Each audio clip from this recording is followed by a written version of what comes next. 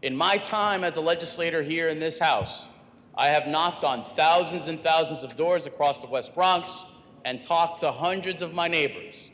And their priority has always been, and it will continue to be, is that how do I afford to stay in my home?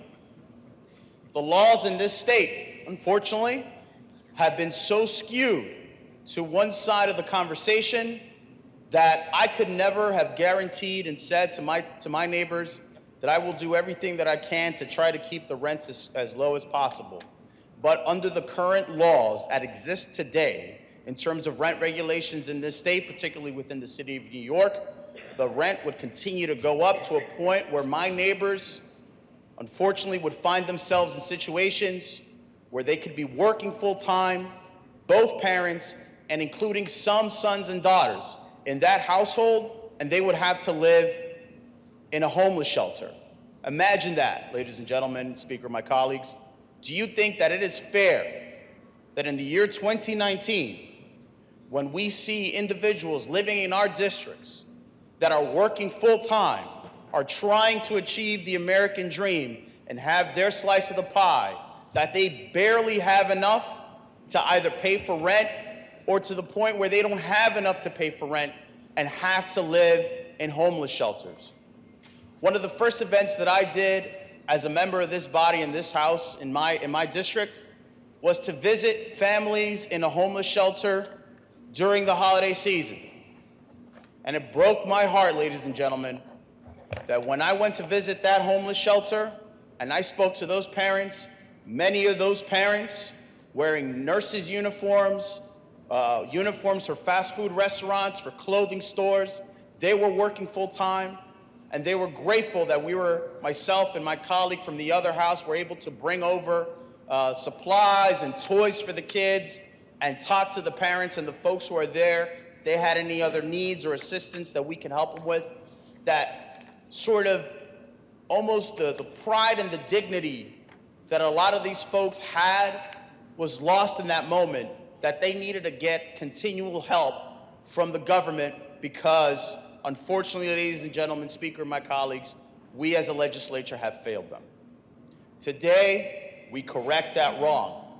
We right this ship. We swing the pendulum in a determinative way to make sure that tenants in this state deserve and have the right to have a home. Ladies and gentlemen, we today are creating laws that are more fair, just, and really move the scales and makes us closer to that great American experiment, that we are all equal, that we deserve to pursue the right and have the liberty to pursue happiness and justice. But here today, I am proud, and one of my proudest moments here as a member of this House and this legislature, Mr. Speaker and my colleagues, that again, we are tipping the scales of justice and the rights of tenants back where it belongs.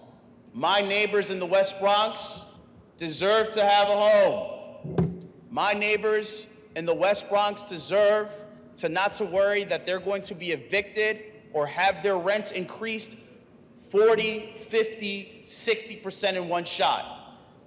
It is unfair.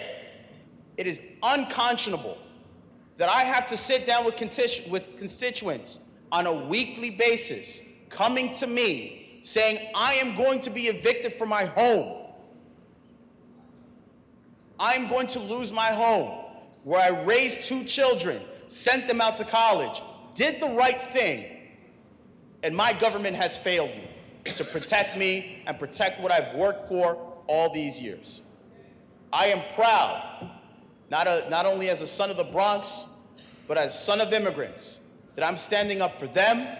I'm standing up for tenants today, and I thank the chair of the Housing Committee, my colleagues who have stood with me in this fight, and making sure that we tip the pendulum and the scales back to the people and the power where it belongs. And thank you, Mr. Speaker.